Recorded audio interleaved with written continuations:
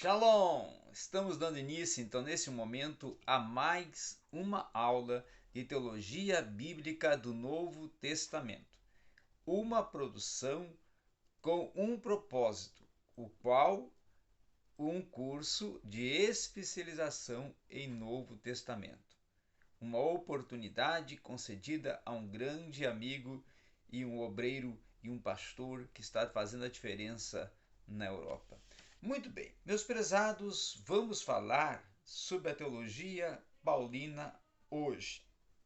A teologia paulina hoje, eu quero enfocar sobre um dos temas centrais de Paulo, que é o tema, vamos assim, principal da sua mensagem.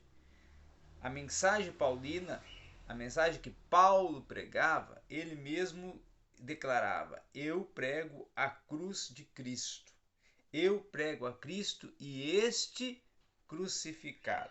Então, essa proposta temática, esse tema, essa explanação, essa exploração da cruz dentro da teologia paulina e da proposta teológica de Paulo, nós vamos ver que é um discurso sempre carregado com sentido teológico, propulsor, dentro de um aspecto histórico.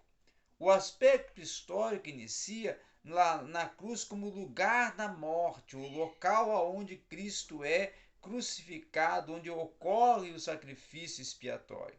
A expressão escândalo da cruz, tá? Que está lá em 1 Coríntios 1:25, também em Gálatas 5:11, nós vamos ver que o apóstolo está se referindo maneira execucional, ou a forma execucional que ocorre a desonrosa crucificação. Como essa crucificação está sendo ocorrida, como é que ela ocorreu no contexto do sacrifício, em particularidade para a pessoa de Cristo. Tendo em vista que outros eram crucificados, mas na proporção do sacrifício e de como ele foi executado para com Cristo é que Paulo está focando. E aí ele vai falar que isso comprova que um ser humano como criminoso, mas não como filho de Deus, era ali crucificado, porém ele estava sendo colocado nesta condição como se fosse um pecador, um criminoso também. Venerar o crucificado como filho de Deus parecia para os judeus e tinha um foco para os judeus, um escândalo teológico. E essa era uma proposta por trás dos bastidores que tinham os judeus para com a crucificação de Cristo. Tá? Então, para o mundo grego-romano, era uma loucura, era algo inconcebível. Com a posição central de um crucificado no mundo paulino, na perspectiva da teologia paulina, qualquer plausibilidade cultural coerente, tá? Ela é considerada dentro de uma proposta de uma ação que a cruz aparece como um signo da sabedoria divina, ou seja, uma proposta da sabedoria divina, da efetivação da sabedoria divina, tá? Então a crucificação era considerada uma pena que desonrava no aspecto humano, no conceito, na concepção e na cosmovisão humana. Porém, muitas vezes, é o que nós temos no aspecto histórico, o próprio delinquente tinha de carregar o madeiro transversal até o lugar da crucificação. Ele era pregado nesse madeiro e morria geralmente depois de uma agonia longa que ele ia sofrer. Então os carrascos tinham desenvolvido vários métodos para prolongar e também para abreviar a vida da pessoa crucificada. A morte podia ocorrer já depois de 3 horas ou também apenas de 3 dias. Isso dependia da proposta desses, vamos dizer assim, carrascos e executores dessa crucificação e dessa, vamos dizer assim, sentença.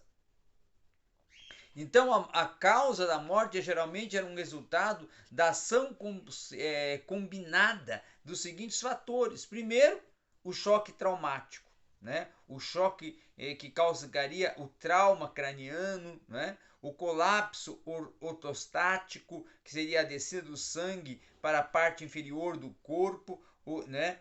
Devido à postura corporal ereta, certo? A insuficiência respiratória, o sufocamento, a congestão pericardíaca, responsável pela questão justamente da aglomeração dos líquidos serosos em volta do coração.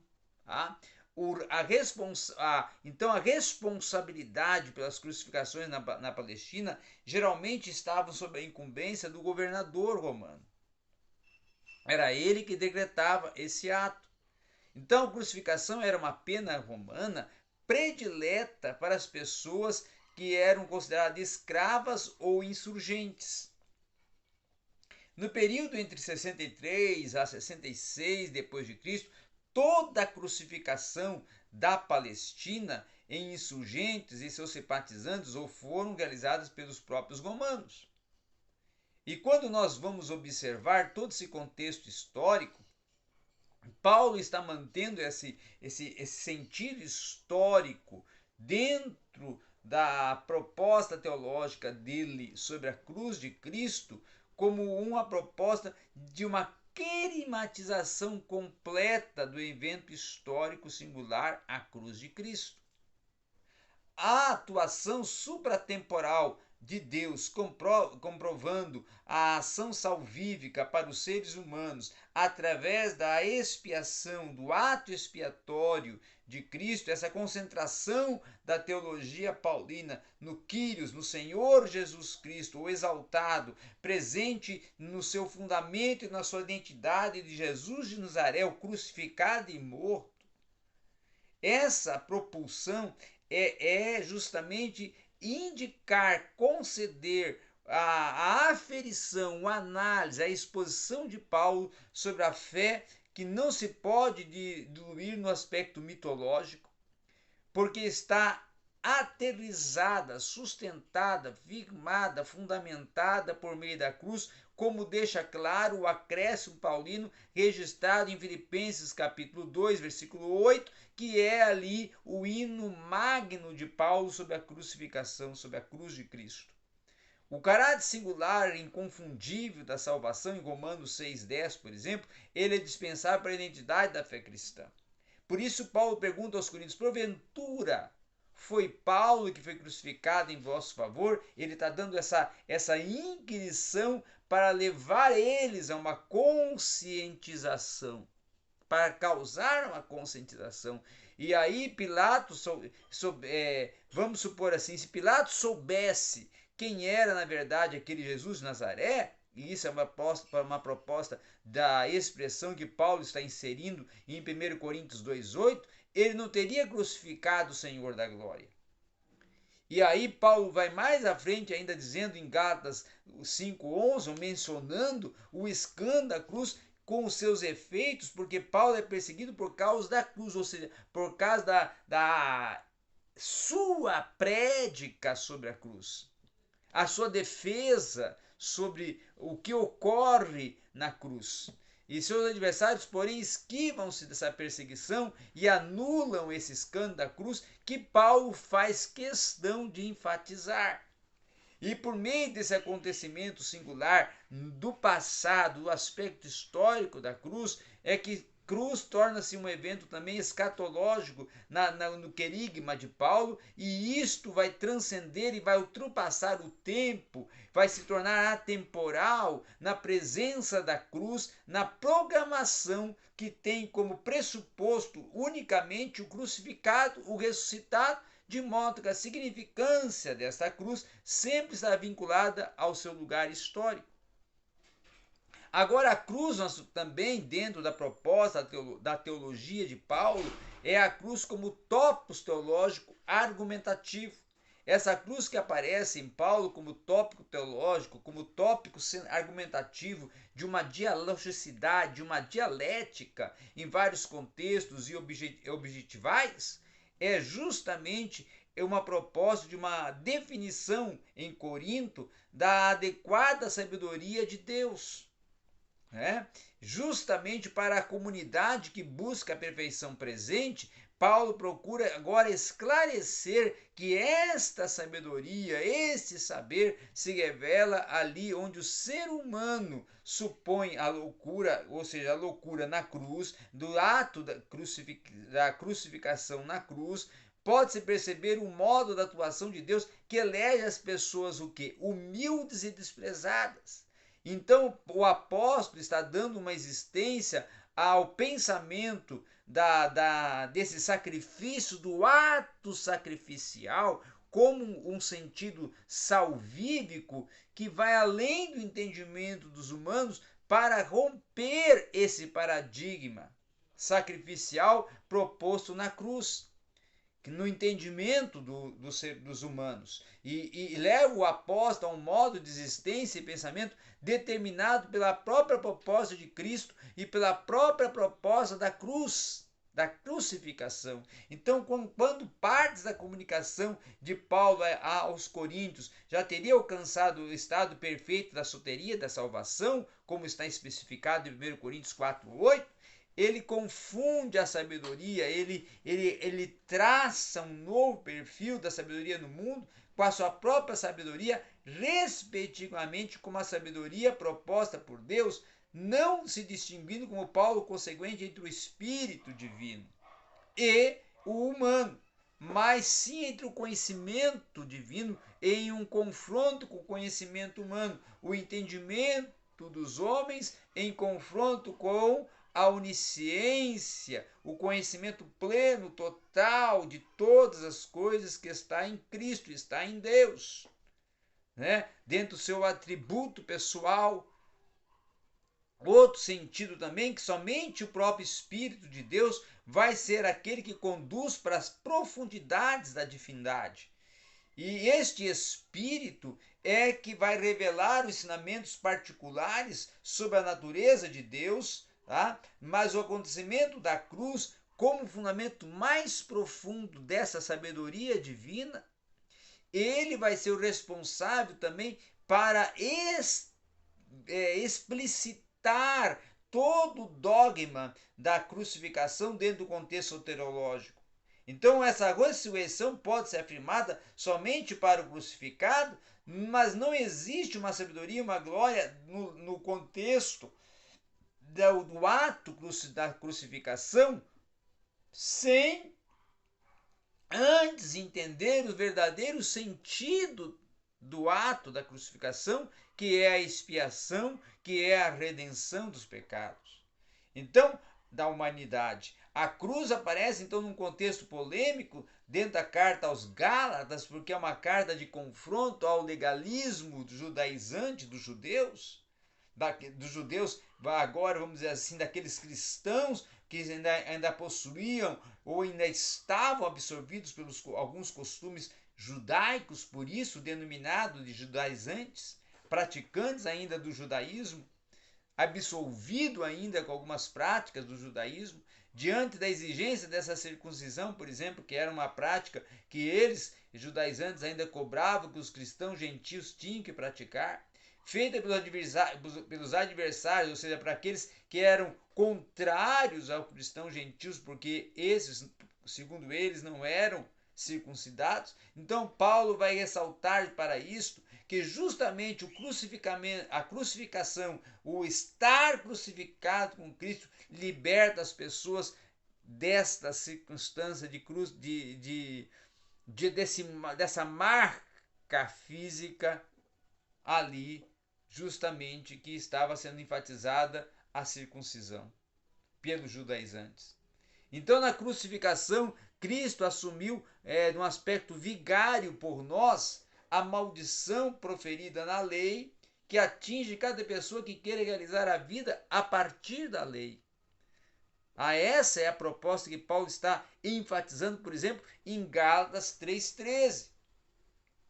Quando a lei caracteriza a pessoa crucificada como maldita, a lei não pode ser simultaneamente um fundamento normativo para os cristãos, aqueles que pregam a circuncisão desejam desfazer dessa oposição para não serem perseguidos pelos judeus, por causa da cruz de Cristo, como está em Gálatas 6, versículo 12. Então a cruz de Cristo ela se torna, dentro da mensagem de Paulo aos Gálatas, um referencial para confrontar as práticas dos judaizantes na sua aferição e exercício da aplicabilidade da lei, ainda dentro do contexto deles, agora do cristianismo. De não aceitar a dimensão do cristianismo que eles estão agora absorvendo enquanto cristãos, mas ainda presos no judaísmo. E por isso judaizantes. Cristãos judaizantes. No ambiente da parênese, da referência da cruz, por exemplo, serve-se para fundamentar a existência. E essa existência se torna uma volta existencial dos crentes, que está simultaneamente e aí casualmente vinculada à cruz, pois a transferência para a nova existência vai ser realizada conforme o entendimento, a absorção da crucificação da pessoa. E o velho ser humano crucificado com Cristo agora morre, mas morre porque está separado do pecado, conforme Gálatas 2:2, Romanos 6:6, e vive agora então uma nova criação, uma nova condição na força do Espírito. Mas esse entendimento para Paulo só pode ser concebível a partir da nova existência dentro da dimensão da cruz de Cristo.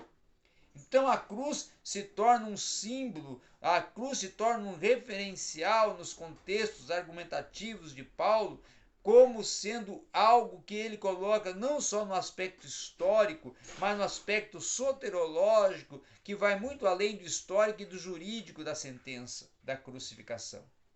E ela possui um caráter na teologia paulina que pode ser simultaneamente um fato, mais um símbolo, mas possui um caráter também que remete a algo que vai muito além de si e vai representar o lugar da transferência singular de Jesus Cristo para a nova existência daquele que está crucificado com Cristo, que está crucificado no sentido de que morreu para o pecado e então está agora cumprindo o grande alvo da cruz, que é o perdão do pecado, que é agora conceder aos homens uma nova condição. Então, no batismo, no caso, ocorre o que? Ocorre a superação dessa morte e do pecado, conferindo agora uma nova existência a partir da ação de Cristo na cruz, o ato expiatório. A morte pelo pecador, que vai dar a condição dele agora de ser considerado salvo através do ato inaugural do batismo. Então, na carta aos Gálatas, Paulo vai desenvolver uma crítica, vamos dizer assim, estalologicamente fundada na exigência da circuncisão pelos judaizantes, como um ritual de iniciação, e essa circuncisão ela vai estar competindo com o batismo no aspecto do confronto judaizantes e gentios.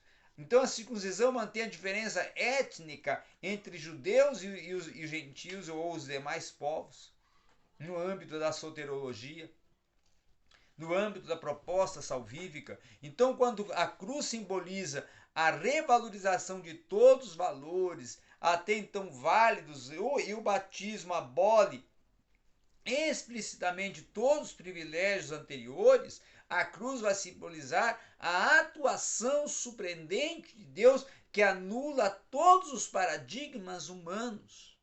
E essa sabedoria da cruz, ela não é compatível com a sabedoria do mundo, porque a cruz é um questionamento, tá? Um questionamento radical de qualquer autoafirmação. E a afirmação de quem? Do homem, do humano, daquele que ainda não alcançou um autoentendimento da proposta de Cristo na cruz. E qualquer busca essa individualista de salvação, de uma efetivação da soteriologia que conduz a uma impotência e não ao poder, ela se torna um lamento e não um júbilo, a vergonha e não a fama, a perdição da morte e não a glória da salvação, interinamente e inteiramente presente dentro do ato que considerado para os judeus como loucura, a loucura da cruz, mas que não pode ser apropriada nem ideologicamente e nem filosoficamente.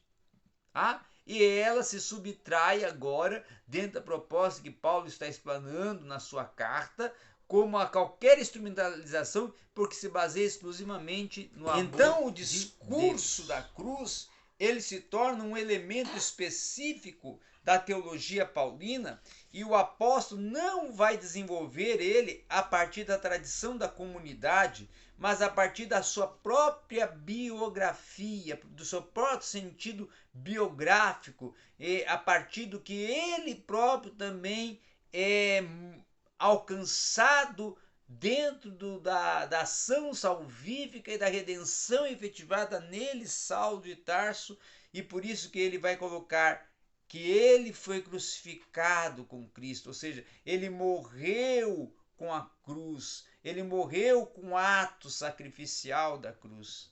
Então morreu no aspecto da morte para o pecado. A palavra da cruz nomeia então os processos fundamentais de uma transformação, de uma transformação no evento de Cristo e na vida dos crentes batizados, de modo que leva diretamente a um centro do pensamento paulino, na teologia da cruz. E essa teologia da cruz vai aparecer como uma interpretação fundamental de Deus, do mundo, da existência, do cosmos, porque ela se torna o centro do mundo paulino, da cosmovisão paulina, que ensina as pessoas a entenderem, a absorverem a realidade a partir da efetivação do manifesto de Cristo, do Cristo crucificado, de Cristo que passa pela cruz, que inicia na cruz esse processo soterológico.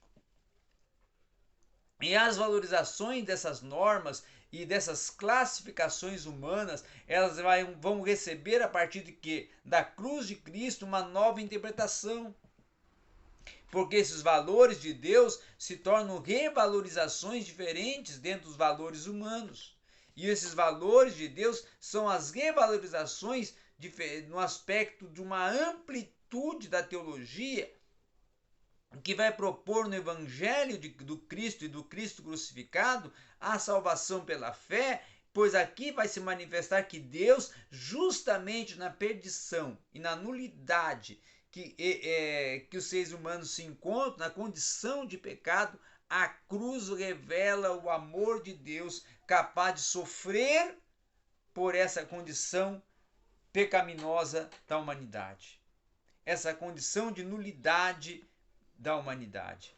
Então Jesus é apresentado dentro do contexto da mensagem da cruz, também paulina, a mensagem da teologia paulina a partir da cruz de Cristo, como o soter, o Salvador, e como aquele também Salvador crucificado e ressuscitado, e aí a efetivação e a garantia da sua base propulsora da sua soteria, do seu ato salvífico. E aí determina também abrangentemente a compreensão paulina, a exegese paulina da realidade. Por ele tudo se me tornou perda e considero-o esterco para que eu possa conhecer a Cristo. Ou seja, tudo que eu alcancei de conhecimento secular não supera o conhecimento que eu estou tendo agora desta experiência da ação sacrificial da cruz.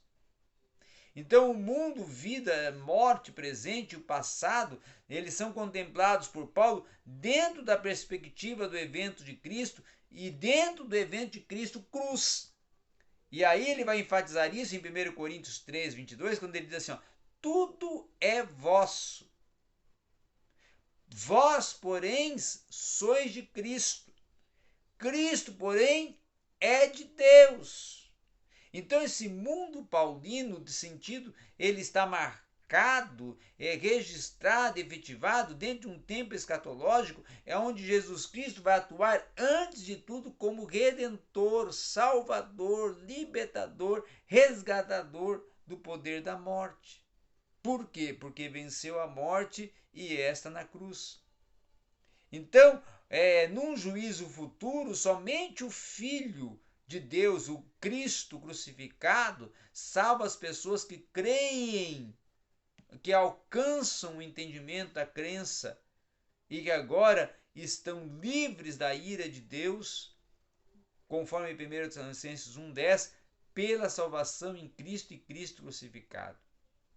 E aí vai corresponder à vontade de Deus que os crentes alcancem essa salvação por meio do Senhor e do senhorio de Cristo, do Kyrios, da efetivação do termo Kyrios, Salvador, Senhor Salvador, Senhor Cristo. O Evangelho então se torna uma força propulsora da salvação do crente. Paulo então vai ser aquele que vai interceder pelo povo de Israel para que eles sejam salvos, pelo mesmo sentido da consciência de que essa salvação está agora mais próxima do que no momento em que ele e os romanos chegaram à fé.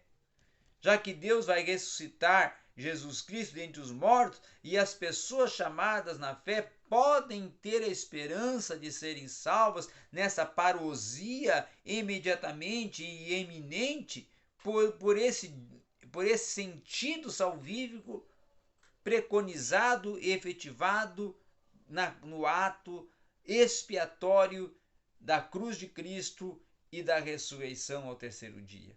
Por isso, no dia do Senhor, que vai se irrompendo e vai se irromper no futuro, Paulo vai olhar para a perfeição da comunidade que vai se manifestar nesse dia do juízo como um âmbito dos inícios de suas cartas, mencionadas repetidamente no agradecimento ao estado de salvação das comunidades, cabendo principalmente uma importância particular no início da comunicação, pois ele vai instalar a nova compreensão comum da realidade e que vai determinar essencialmente a concordância desejada, buscada entre o apóstolo e a comunidade. E aí Paulo vai afirmar aos Tessalonicenses uma eleição como uma pré-condição de sua salvação. E aos coríntios ele vai garantir que Jesus Cristo os perseverar ou irá perseverar a eles firmes até o fim, para que eles sejam considerados irrepreensíveis no dia do nosso Senhor Jesus Cristo, ou seja, no dia da redenção eterna. Tá? E esse sentido que Paulo empreende escatológico aos coríntios, garantindo e aferindo inclusive que eles são as glórias de Paulo por serem aqueles que foram salvos através da sua mensagem, e essa mensagem, a mensagem da cruz, revela parte do seu entendimento sobre a cruz de Cristo. Já na carta aos Gálatas, Paulo enfatiza o agradecimento de uma forma que ele, nesse agradecimento, enfoca a cruz. Então, todo o sentido explanatório da cruz de Cristo está reverberado em Paulo como gratidão, está reverberado em Paulo como ministério, está reverberado em Paulo como condição salvífica, está reverberado em Paulo como ato histórico de uma redenção, de uma restauração, de uma reconciliação e reestruturação do homem para com Deus. Está reverberado como centro da religião, está reverberado como sentido aplicativo, resultador da igreja, e como âmbito da nossa esperança, ou o fundamento ancoradouro da nossa esperança. O apóstolo então vai descrever num aspecto insistente e num quadro temporal da atuação de Deus no passado e no presente, o juízo do futuro. E ele vai enfatizar dizendo assim, ó, dou graças a meu Deus pela vossa participação do anúncio do Evangelho. Desde o primeiro dia até agora, eu tenho a plena confiança de que ele que começou em vós uma boa obra, há que levá-la à perfeição até o dia de Cristo Jesus. E essa expressão começar e levar à perfeição, Paulo adota aparentemente um par de termos familiar, no dia de Cristo Jesus, referente à sua parousia, referente ao sentido do escatom, referente ao sentido da efetivação do seu ato expiatório como a sua causa, a redenção, o perdão e, por fim, a vida eterna.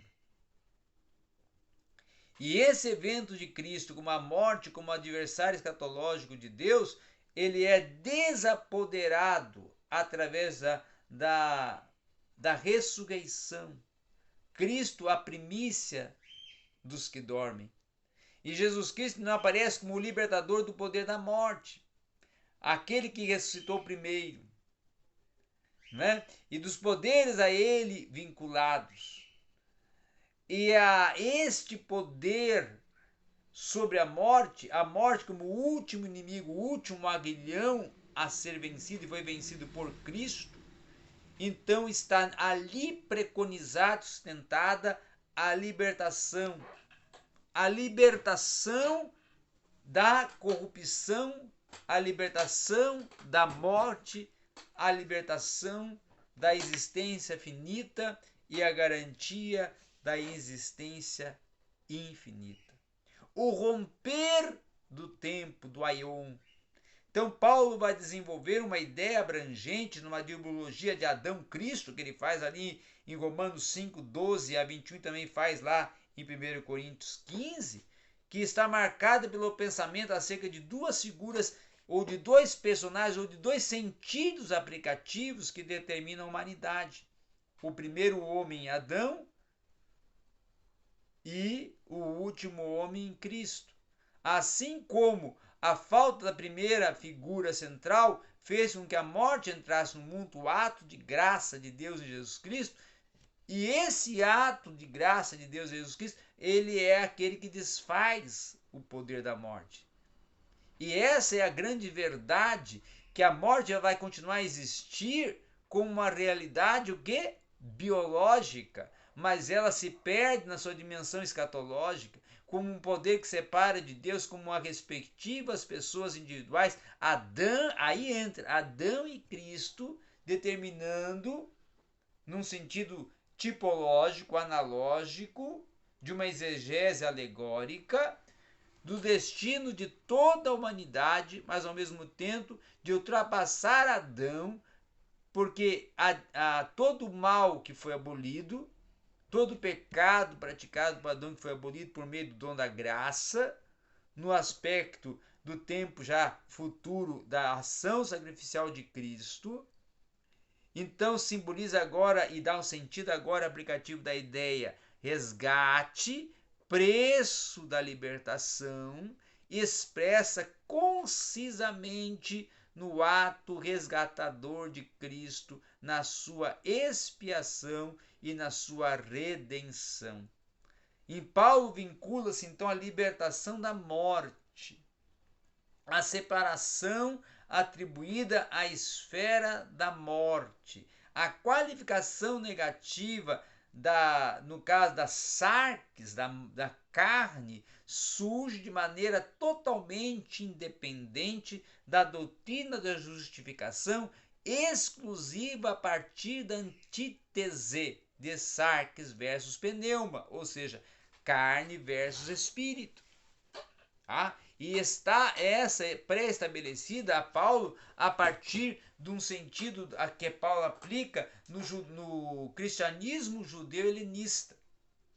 que eu já explicitei a partir da terminologia judaizante, uma terminologia adjetival dos judeus novos convertidos que ainda se estavam presos à lei, ao legalismo da lei. Então, Paulo atribui o ser humano que vive a partir de si mesmo e confia ainda as suas prerrogativas da existência material carnal. Então, esse ser humano sárquico, no aspecto de carnalidade, de materialidade, ele está ainda marcado pelo esse autorrelacionamento e pela essa autossuficiência que confia em suas próprias capacidades e faz o seu conhecimento à medida de que tudo é razoável, é real. E nesse contexto, ele não percebe que justamente ele está impotente e entregue ao poder do pecado. E essa vida dominada pelo poder do pecado lhe concede uma prisão no sentido da efetivação do termo corruptível, corrompido pelo pecado. Então esse sujeito, ele se torna um sujeito escravo do pecado. E por isso mesmo, e por força própria, esse ser humano não pode fugir do fatal coincídio do pecado. Mas esta libertação, este resgate concedido pela missão de Cristo na cruz e a efetivação da sua morte expiatória na cruz, desapodera o pecado sobre todos os seres humanos e concede ao homem semelhança de Deus através da efetivação desta salvação. Então, o resultado dessa liberação adquirida por Cristo na soteria, na salvação, como a aplicabilidade do ato expiatório, o ato da cruz, da crucificação, como ato da redenção, e essa redenção proporcionadora da conversão e da nova condição em Cristo, na salvação proposta por Cristo através da sua morte na cruz e sua ressurreição. E aí Jesus se torna em Paulo não só o soter, não só o resgatador, o que também causou a expiação através do seu ato sacrificial, aquele que fez-se expiação por nós, né? Fez maldito por nós, se tornou pecado por nós, para assim expiar o pecado da humanidade com a sua morte na cruz, com seu sangue vertido como ato expiatório de redenção. E aí efetiva-se em Paulo também a ação do Messias. Não o Messias político, mas o Messias soteriológico, que inaugura um novo reino, e esse reino, o reino espiritual, e inaugura na sua morte e ressurreição, como a base propulsora desse reino, e esse ato, então essa posição de Jesus como aquele que é o ressuscitado, como aquele que ressurgiu dentre os mortos ao terceiro dia, é a função do soter, a aplicabilidade do soter, o libertador no sentido do tempo presente e do tempo futuro no escatom. E aí vem os títulos cristológicos que pertencem à interpretação de Paulo, que ele aplica que Cristo como soter, Cristo como Quirios, Cristo como Messias. E essas ideias básicas dessa cristologia paulina, centrada na intitulação de Cristo, ou em alguns títulos aferidos a Cristo, enquanto complexos centrais do pensamento paulino, como por exemplo a temática da reconciliação, ele é o reconciliador, da justificação, ele é o justificador, limitando-se a distintas cartas e seus segmentos textuais, no aspecto respectivamente, como títulos cristocêntricos atestados em uma tensidade. E aí eu coloco Kyrios, né? Aí coloca-se também não só Kyrios, como também justiça, juiz, justificador, tá? E aí coloca-se também Theos, Deus soberano, que Paulo também enfatiza. E aí acrescenta-se também a resgatador, a Messias, a restaurador, a primícia dos que dormem. E aí o Cristo no sentido messiânico, que é o termo central de Paulo na sua interpretação da sua exegese histórica e no cunho de Israel, no cunho de invocar no aspecto israelita, esse termo central entre os títulos cristológicos e protos paulinos, como Quírios, como Salvador, como Christos e Messias, o ungido, são termos históricos traduzidos até do âmbito do Logos de João, que provém de uma missianologia, ou monarca do judaísmo antigo, enfatizando a questão do Messias como rei, como Senhor soberano. E essa soberania, ela vem em Paulo aplicada a partir da vitória sobre a cruz, inaugurando o reino de Deus, um reino presente e um reino escatológico, pela crucificação e redenção da humanidade na expiação e na ressurreição de Cristo. Então, a partir dessa fundamentação fundamental do evento salvífico, as afirmações da esfera messianológica do Messias são preconizadas no poder do Evangelho, e Evangelho como documento cabal de uma fundamentação do reino e o reino eterno de Cristo. Então, Paulo se torna o apóstolo de Cristo, mas o apóstolo da graça, no sentido da soterologia paulina pautada na cruz de Cristo.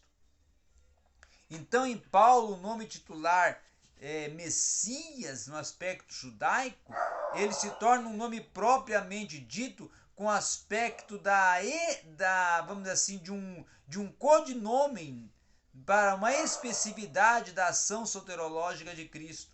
E esse uso evidente da salvação de Cristo, a concedida pela cruz de Cristo, pela sua expiação. Então, eles vão ser organizados teologicamente por Paulo como os ritos da unção, os ritos do Messias, como do ungido, ritos soterológicos. Tá? E esse processo de uma teologia e de um prospecto em Paulo, judeu-cristão, gentil-cristão, pode ser fundamentado justamente na aplicabilidade que Paulo faz do termo Messias para uma fundamentação histórica do que os judeus creem ou acreditam ou defendiam sobre o Messias, mas agora revitalizado através do ato sacrificial de Cristo. Então, numa perspectiva modificada, vincula-se em Paulo agora o título Quírios, o título Senhor, o título soberano em Quírios, como aquele que é o Senhor de todas as coisas, no sentido, vamos dizer assim, de supremacia, no sentido de ser o supremo, soberano, que era um título aplicado no contexto romano, da política romana, só ao imperador. Um título de supremacia, de soberania no primeiro século, como um tratamento aferido à autoridade suprema. E agora Paulo, assim como Lucas também faz, ele agora aplica essa terminologia a Cristo. E esse pano de fundo judaico do título Kyrios, ele vincula-se numa recepção do aspecto helenista, frequentemente no pensamento crítico de Paulo, como cruza a história da missão cristã primitiva como um caminho de muitos dentro da ordem, do contexto cultural da proposta romana helenista. E E outra questão que nós precisamos também considerar, que o aspecto da exaltação proposta no termo Kyrios aplicado por Paulo é justamente aplicar à comunidade a presença da poderosa do Salvador. O Kyrios na decisão da instância da salvação. O Kyrios na decisão da aplicabilidade da eclesia através do sentido da reunião dos salvos a salvos que creem e que alcançaram a salvação pelo Evangelho, e Evangelho esse firmado e fundamentado no ato da cruz, a cruz de Cristo. Então esse Kyrios que vem para julgar, que vem para salvar, que vem para redimir, mas também vem para ser Senhor sobre céus e terra. E o outro termo, um termo mais filial que Paulo aplica, o Filho de Deus, Cristo, o Filho de Deus, que vai se encontrar na teologia paulina com uma incidência de 15 vezes, é justamente por uma formação de uma cristologia pautada no ato filial de Cristo como Filho de Deus, mas também para uma defesa da sua divindade e deidade. De uma apologia paulina da divindade e deidade de Cristo que Paulo desenvolve em Colossenses e também em Filipenses, tá? E também até em Coríntios. E outra questão que também nós precisamos para concluir é a função pragmática textual dos títulos cristológicos, que tem o sentido de uma exaltação, de um pressuposto, de uma compreensão comum da realidade, mas principalmente de uma aferição dos elementos fundamentadores da cristologia, do Cristo como sendo o Senhor da história, o Senhor da salvação, o Senhor da redenção, o Senhor da igreja, e o Senhor que vai redimir a humanidade no sentido de um aspecto futuro do escatom. E aí Paulo também coloca essa morte vicária como um pensamento do vicariato no aspecto da ação redentora de Cristo. E essa ação redentora como um fenômeno da salvação, como um fenômeno do resgate, como um fenômeno da reconciliação e da recondição do homem agora com uma nova condição, e essa nova condição, nova concepção, novo conceito histórico, pessoal e individual a partir da salvação e do ato expiatório da cruz do Calvário.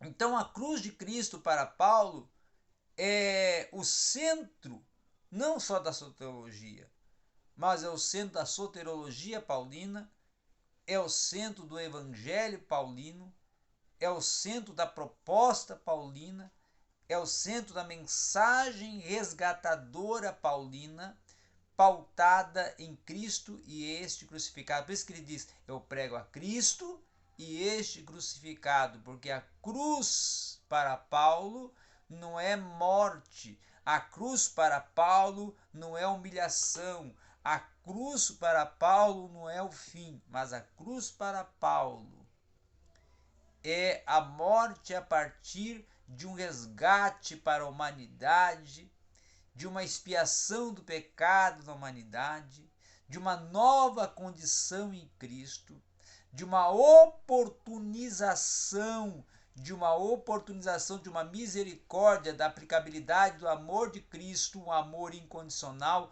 a partir de Cristo, o Filho, morrer pelo pecado da humanidade, para conceder à humanidade uma nova condição. Então a cruz se torna um ato de exaltação, a cruz se torna um ato de reconciliação e de reconstituição histórica, mudando a história do homem a partir do último suspiro e da última declaração. Está consumado, está efetivado o perdão, está efetivado o resgate, está efetivado a última condição que faltava agora a reconstituição do homem, lhe dando a condição de vida eterna, lhe dando a condição de um ser infinito a partir da salvação e da autossegurança da salvação, que é a esperança, que é a perseverança